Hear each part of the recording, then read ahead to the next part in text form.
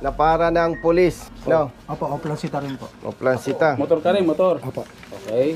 Sabi nila expired daw po registro ko. Ano magiging expire? Hindi nga, unregistered nga nilagay nila eh. Ang nangyari dito, Director, Ka Wilson, hinuli siya ng pulis at sinasabing expired ang rehistro. Kaya kami pumunta sa inyo para ipresenta yung ORCR, hindi valid ang huli. Ang problema pa niyan, Director,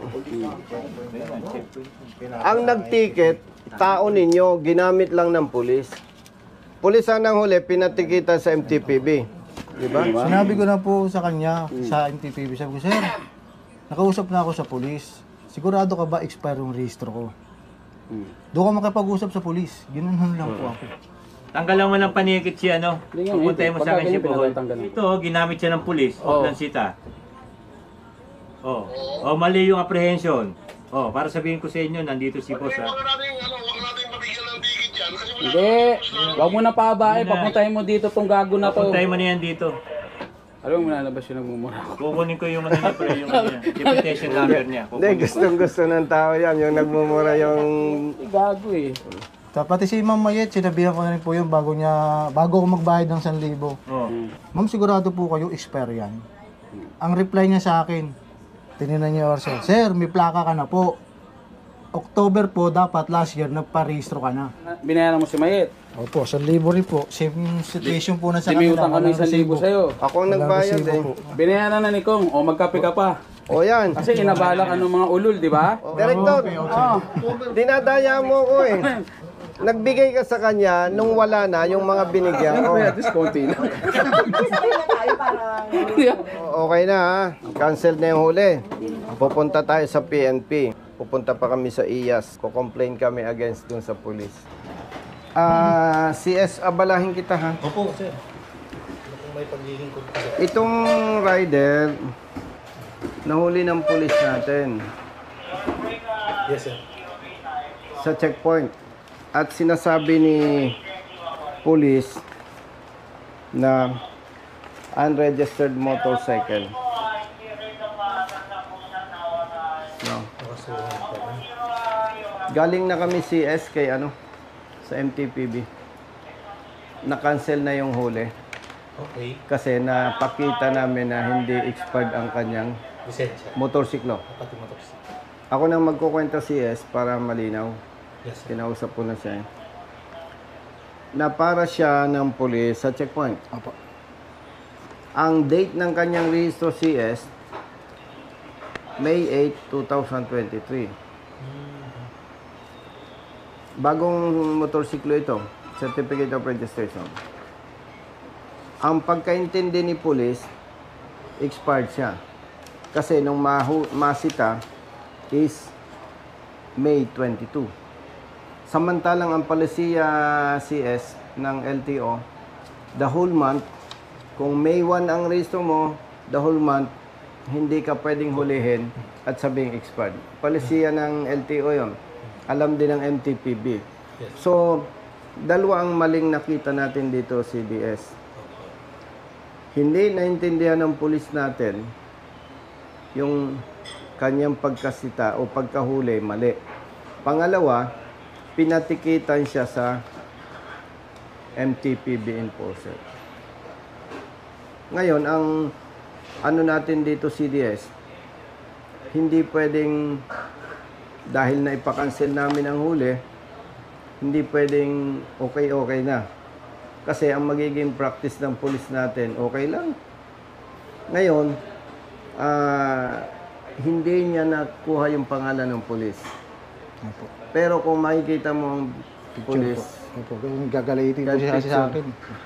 Gagalit sa'yo. Bakit? Kasi sabi ko, parang minamali ko raw siya. Sabi ko, sir, sigurado po kayo, sir, expire yung registro ko. Saan tanong, saan sagot?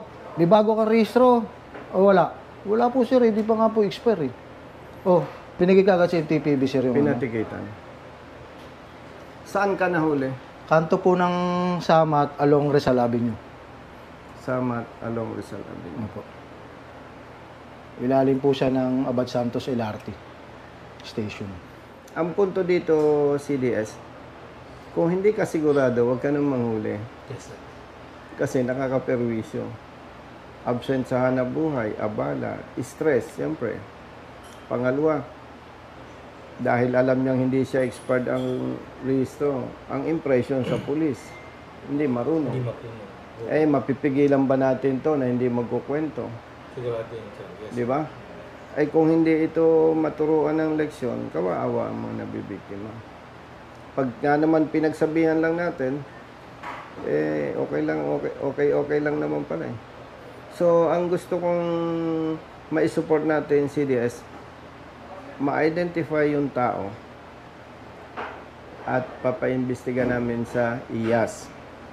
Yes, sir. Oo, para siyempre due process. Due process. Hindi naman Tama yun. pwedeng kwento lang, di ba? Yes, sir. Oo. So, baka pwedeng So, sa mabigyan ng instruction yung personnel. pag-reporting ko dito, sir, hanapin ko muna, sir, kung sino itong personal na ito. Kailangan na huli. May 22 po. May 22. Tansya mo, anong oras to?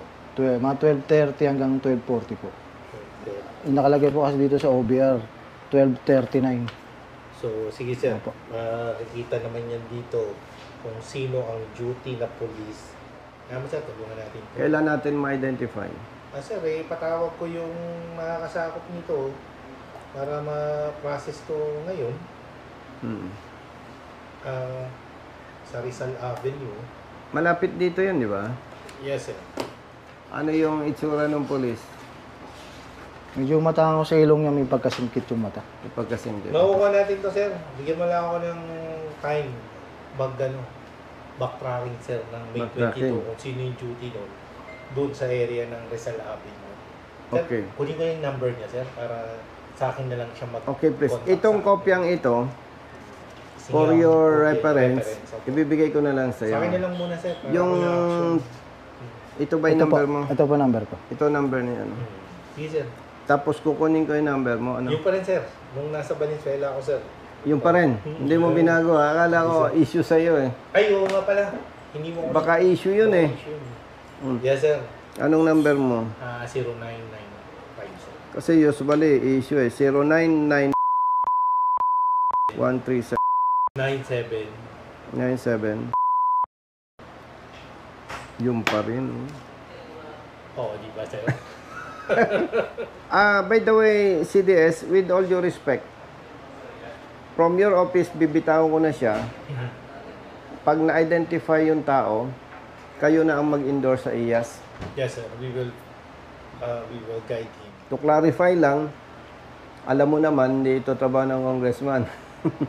Yung advocacy ko lang, pinagpapatuloy ko. At wala namang ibang mag-a-assist sa kanila. Imagine, ang multa sa Magkano multa, sir? sa City Hall, 1,000. Tapos ito, in-impound. Opo. Ang, magkano binayaran mo? 1,000 din po. Ang siste pa, i-escortan, ipapa-impound. Pag may ticket, resibo, 1,500. Pag walang resibo, 1,000 1,000. Ito mong gimmick ng mga yan. So, very clear, yung police natin at yung in charge sa impounding, may connivance. Kasi kung police ka, ba't mo gagawin yung kung wala kang pakinabang doon? Eh, mali yung ginagawa mo. Okay lang sana kung tama yung trabaho mo. Yes, sir. Hindi tayo pwedeng mag-isip ng masama. Anong trabaho mo? Dalamog po. Dala mo. Ayan, absent sa trabaho. Hindi, paano yan? Absent ka ngayon. Opo. Simula po nung nahuli ako, di muna ako bumiyahe.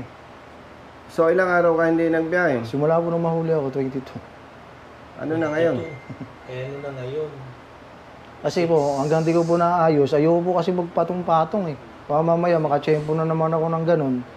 Patong na naman. 8 days na, sir. 1 Oh, di week ba? na. Magkano binigay ko sa'yo? Yung sa impounding, binigay ko sa'yo. Opo, 1,000 po. Tapos, Yun pa lang po. Tapos kay director galing. si director, 1,000 po. naawa sa'yo, nagbigay 1,000. Opo. Doon sa impounding, no? Opo. 2,000. Brother man, madadali na naman ako nito. Ilang araw itong hindi nagtrabaho. May asawa, Opo. may anak, 5 po. 5. Ilang taon yung panganay? 21. Yung bunso. Grade 5, 11 po. Kita mo, Ang laki ng danyo. Yung binayaran sa impounding. Tapos yung babayaran pa dapat sa MTP binesan libo. Tapos ilang araw hindi naghahanap buhay. Kasi hindi mo sila masisi CDS kung ba't hindi nagbabiyahe. Natatakot sila na magpatong-patong yung huli. Walang niya sila ng polis natin. Bali sir, we will file appropriate charges. Huwag kang mag-alala sir, kaisa mo kami dito sa Maynila. Kung nagkaisa tayo doon, dito Sa Valenzuela, ano? Valenzuela, dito naman natin gawin. Para pag-retire natin, iba na ang tingin ng publiko sa pulis. No? Yes sir. Sayang kasi yung opportunity na nandito tayo. Pag pinatawag ka ng IAS, report ka. Report ka. Alalayan ko yan sir. Alalayan natin. Dito na lang siya mag-report, no? Yung araw na tawagan ka ni CDS para mag-report, di wala kang trabaho noon. Opo. Impormahan mo yung opisina, babayaran ko sa'yo yung pagliban mo. Salamat po, sir. Buyusin yung telepono. Sige, ito na lang. Pagpasensya mo na yung papel, ha? Tawagan mo ako dyan, ha? Apa. Masip ko yung number. So dahil ilang araw kang walang trabaho, gusto kong makita ni Chief of Staff na napeperwisyo ako. Ha? Hugot si sir. Di ba? May 2,000 ka na. Magkano, brother Matt, bibigay ko? Sabi mo. May mga labas ako. 2,000 mas. Ilang araw kang walang trabaho? May sa linggo po. O di nasa 7 milyon. O kalahati na lang. Talagang pinapakita ko ito sa Chief of Staff. Para action. Hindi, para makita niya yung perwisyo. Di ba? Hindi ko siya pinagyayabangan. Gusto ko makita niya yung perwisyo sa maliliit na manggagawa. Salamat po, Diba? sir. Siya naman, napeperwisyo din, naabala. Dapat may iba pang tatarbahuin dahil dito. By the way, for your information, no, hindi na ako nagdaan sa office ni Director. Opo, sir. Sa PNP, ang bastonero, Chief of Staff, Yes, sir. yan yung talagang kumbaga sa isang organization, yan yung tagapalo. At least CDS, maparusahan, pag inulit, pwede nang tanggalin, no? Yes, sir. Paano?